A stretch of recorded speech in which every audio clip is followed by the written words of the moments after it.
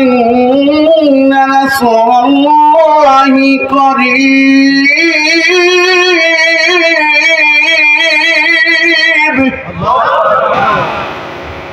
এই আয়াত ওই সময় ওই জায়গায় নাজিল হয়। সুবহানাল্লাহ। আরে কোরআন বলছে তোমরা কি মনে করেছো এমনি এমনি আল্লাহর জান্নাতে প্রবেশ করবে? অথচ আল্লাহ পাকের পক্ষ থেকে তোমাদের উপরে এখনো সেই কঠিন দিন আসে নাই, নির্যাতন নিষ্পেষণের সেই দিন তো আসে নাই। যেমন এসেছিল অতীত যুগে ইমানদারদেরকে আগুনে পুড়ে মারা হয়েছে, গাছে বেঁধে মারা হয়েছে, খড় দিয়ে চিড়ে দুই খণ্ড করে মারা হয়েছে, চুরি চুরি দ্বিখণ্ডিত করা হয়েছে, এমন কঠিন নির্যাতন এসেছে, তারপরও তারা ঈমান হয় না। রাসূল কেঁপেছে, ঈমানদার কেঁপে কেঁপে ফরিয়াদ করেছি, কখন আল্লাহ সাহায্য আসবে? আল্লাহ পাক বলেছেন আল্লাহর সাহায্য নিকটে।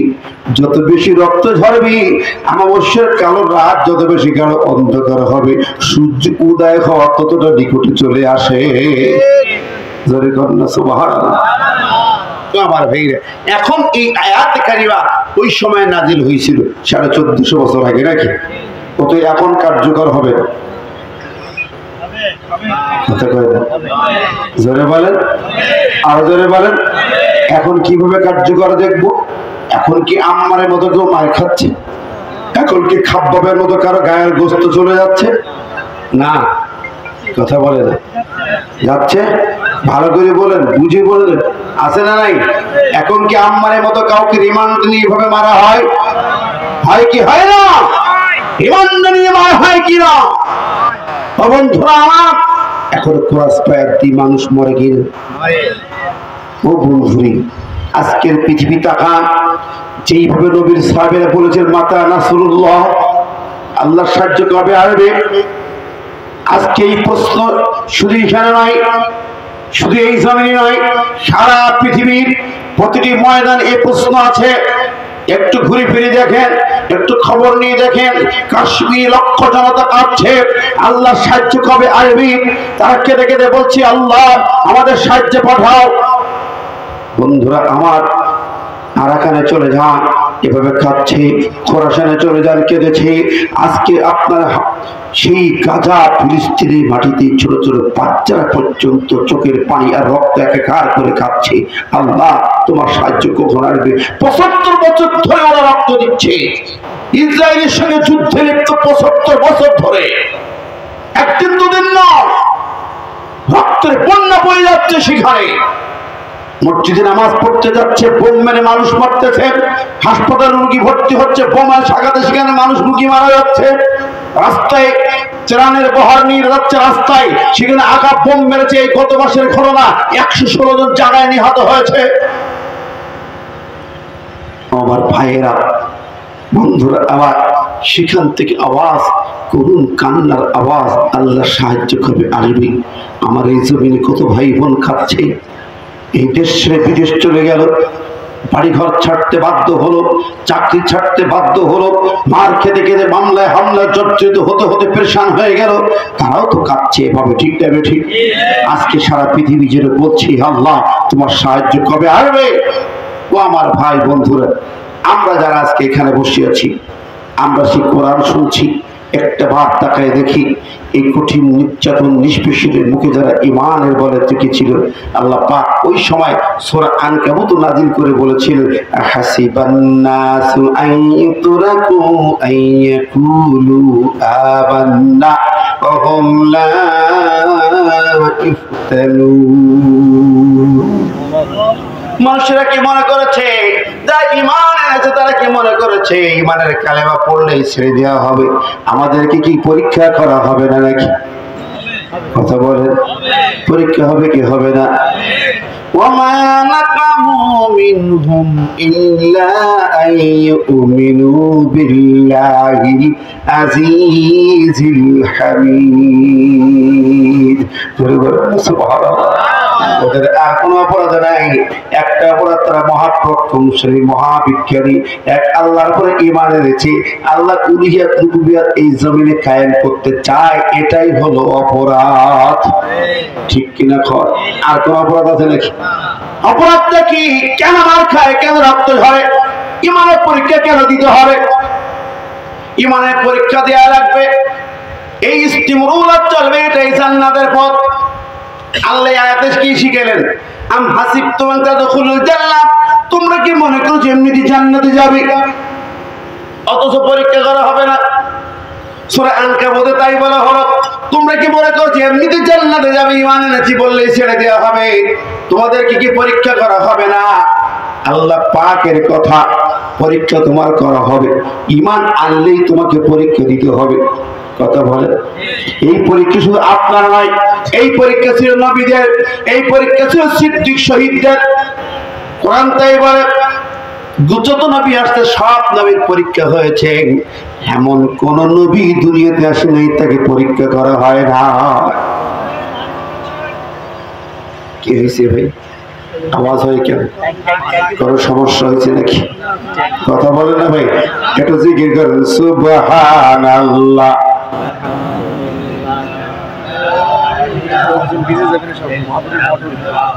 ট্যাঙ্কি লোডে পানি ভরে দেবে, সব ভিজে যাবে। কিসের ট্যাঙ্কি? সুবহানাল্লাহ, আলহামদুলিল্লাহ, লা ইলাহা, সুবহানাল্লাহ,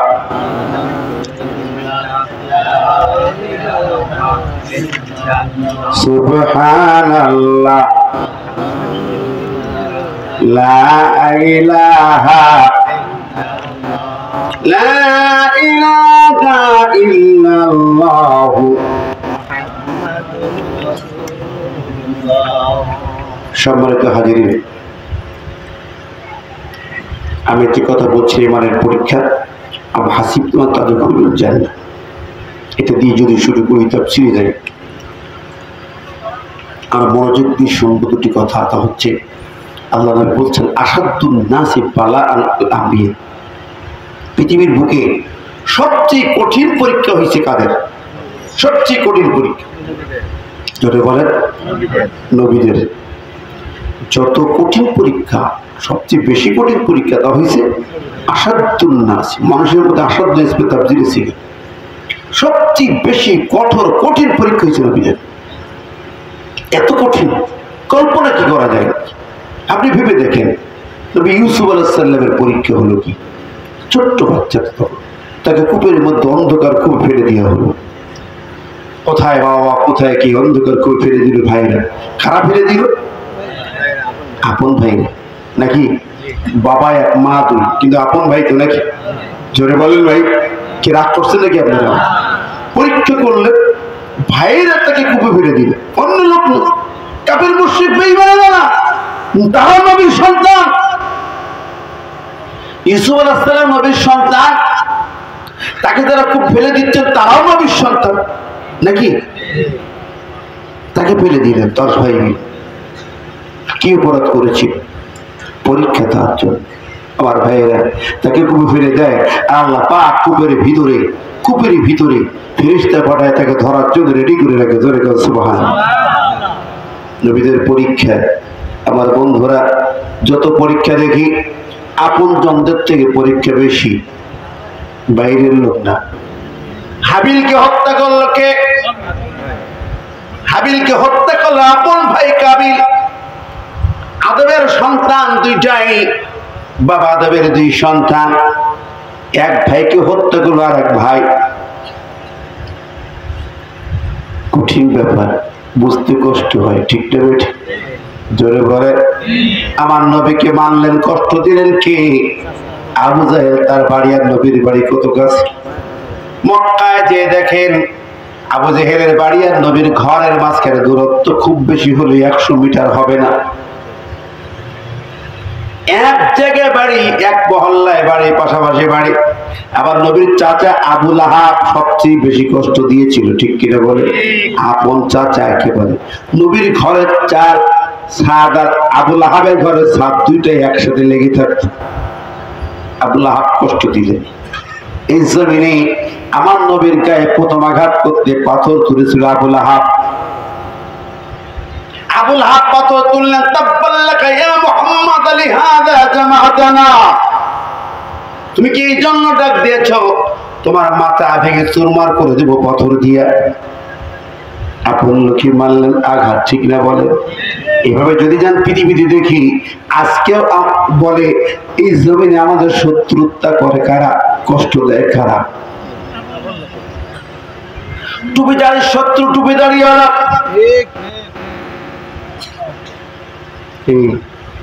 হ্যাঁ, এই সত্যতা না করলে বাতিল কোনোদিন আপনার রক্ত চুষে খাইতে পারতো না, কোনোদিন পারতো না। পারতো? জোরে বলেন না ভাই, একটু বিশ্বাস করেন। বিশ্বাস হয় না মনে হয় না? সারের বহু ঘটনা আছে, বহু ঘটনা আছে। ওই যে কুড়াল দিয়া বাঁশ কাটা হচ্ছে, কুড়াল দিয়া বাঁশ কাটা হচ্ছে, তো বাঁশ বলে এই লোহা, তোর সঙ্গে আমার দুশ্মনী কিসের, তুই আমারে কাটিস কেন, তুই তো লোহা আমি বাঁশ। লোহা বলে আমি তো তোমারে কাটতাম না, পিছনে দেখো তোমার জাতি ভাই আমারে গুতাইতেছে। কি লোহার পিছনে, এই যে কোড়ালের পিছনে আড়াল কি আছে, বাঁশ আছে না ভাই? তোমার ভাই আমারে দিয়ে আমারে মারতেছে দিয়ে, আমি তো মারতে চাই না। কি কথা বলে? আজকে এই জমিনে মুসলমানদের শত্রু মুসলমান না হলে পরে পৃথিবীতে এই দশা হইতো? জোরে বলে কশিন কেন না? আমেরিকা যখন আফগানে আসে, নিয়ে আসলো কি হামিদ কারজাই? আজকের ফিলিস্তিনের ময়দানে রক্ত ঝরে, ৭৫ বছর ধরে যুদ্ধ ঝরে, এই সুযোগটা পাইল কিভাবে? ইসরায়েল সুযোগটা পাইল কিভাবে? আমেরিকা সেই হাজার হাজার কিলোমিটার দূর থেকে সাহায্য করে ইসরায়েল কি। আর ফিলিস্তিনের পাশে অসংখ্য মুসলিম দেশ আছে, সেই মুসলিম দেশগুলো চেয়ে চেয়ে দেখে। কথা বলেন, এরা আমেরিকার সাথে হাত মিলায়। সৌদি আরব, আরব আমিরাত, এই দেশগুলো আমেরিকার গোলামি করে ক্ষমতায় বসে আছে। বাচ্চাগুলা আরব গাল্ফ রাষ্ট্রগুলা, আরব ভূখণ্ডের এই রাষ্ট্রগুলো, এই মুসলমানগুলো যদি একযোগে নবীর শিক্ষা নিয়ে ঝাঁপিয়ে পড়তো ফিলিস্তিনের মাটিতে, রক্তাক্ত ময়দানে ঝাঁপিয়ে পড়তো, ইসরায়েল আমার ভাইয়ের রক্ত চুষতে পারবে না। এরা ঝাঁপিয়ে পড়লে পরে ২৪ ঘন্টার ভেতরে ইসরায়েল পালাতে বাধ্য হতো। কথা ঠিক নেবে? ঠিক।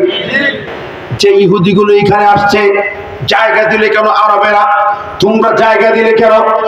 ওটা আরবেরা ময়দান থেকে আমার নবী ওদেরকে বের করে দিলেন। খলিফা ওমরের জমানায় সিটি পুরো যা ছিল সব বের করে দিল, খলিফা ওমর ঘাট ধরে বের করে দিল। ইহুদির আশ্রয় নিল জার্মানি আশ্রয় নিল, জেনেভায় যে আশ্রয় নিল।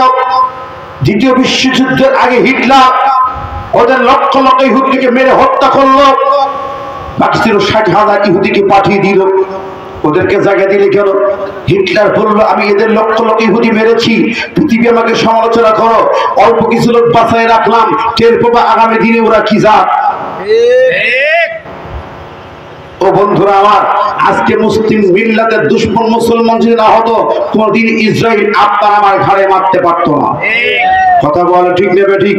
এই ভারতবর্ষে মুসলমান শাসন করেছিল, নবাব সিরাজউদ্দৌলার সাথে যদি মির্জাফর বিশ্বাসঘাতকতা না করতো, কোনদিন ওই ব্রিটিশরা এখানে জয় করতে পারতো না। কথা ঠিক নেবে? ঠিক। আমার ভাই বন্ধুরা, আজকের আমাদের মুসলমান আলেমদের ঘরে ঘরে যদি ফতোয়াবাজি না থাকতো, এই জমিনে কোনোদিন ইসলাম ছাড়া কেউ ওখানে মসনদে বসতে পারতো না। কথা বলেন।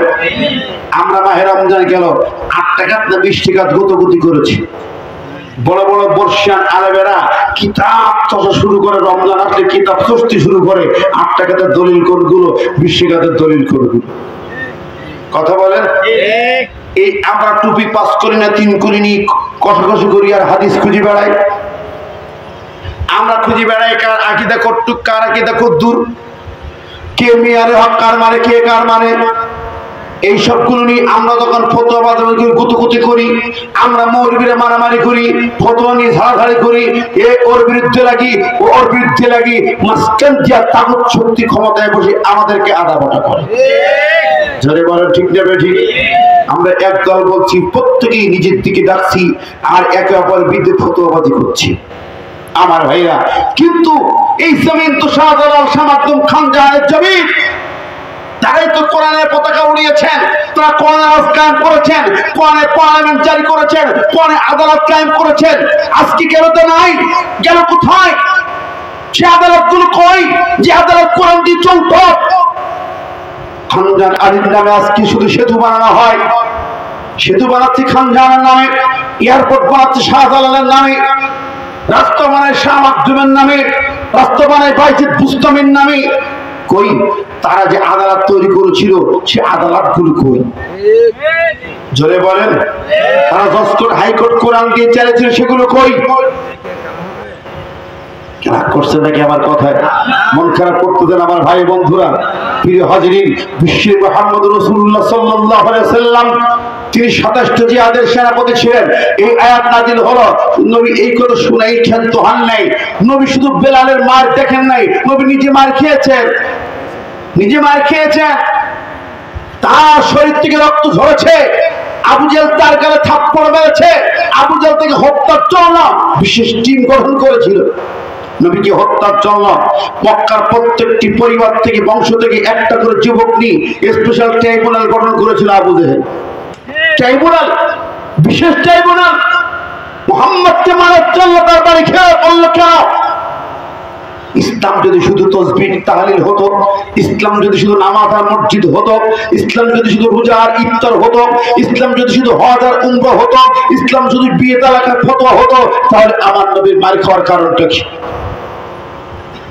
জোরে বলেন ভাই। রাগ করছেন নাকি? মন খারাপ করতেছেন? আপনি ভাবতেছেন আমি নামাজ রোজা হজ জায়গার মসজিদ মধ্যে তিন প্রাণী আছি, আমি তো ভালো আছি হুজুর। কই? আপনি কিভাবে ইসলাম পেলেন? কোন ইসলাম পেলেন?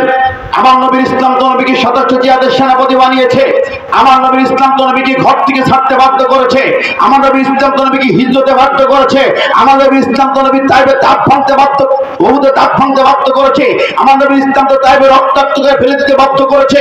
আমার নবীর ইসলাম কোথায় আর আপনার ইসলামটা কোথায়? আমার ভাইরা, ও মুসলমান, বীরের জাতি, কেন তাগুতের গোলামি করো? কেন দিল্লির তাবেদারি করবে? কেন আমেরিকার তাবেদারি করবে? কেন চায়না রাশিয়ার তাবেদারি করবে? ওরা তো মুসলমানদের তাবেদারি করার কথা।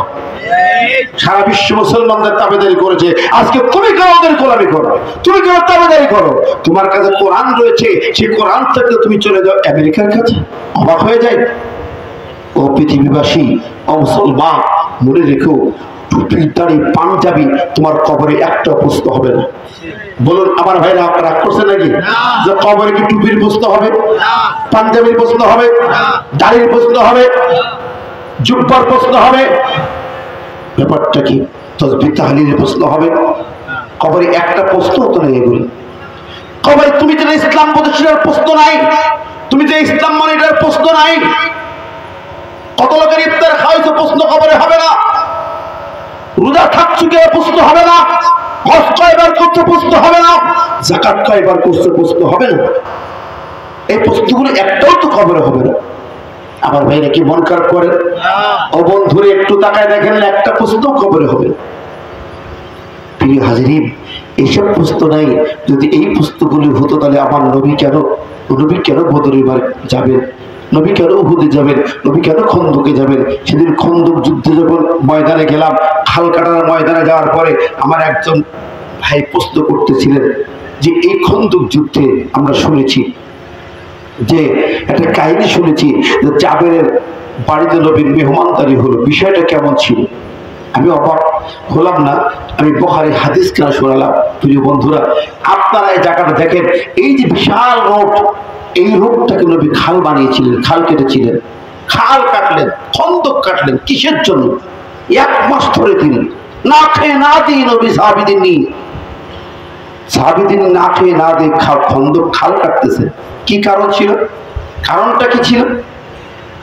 কোথায়? মদিনার মসজিদ থেকে বেরিয়ে এসে খাল কাটতেছেন,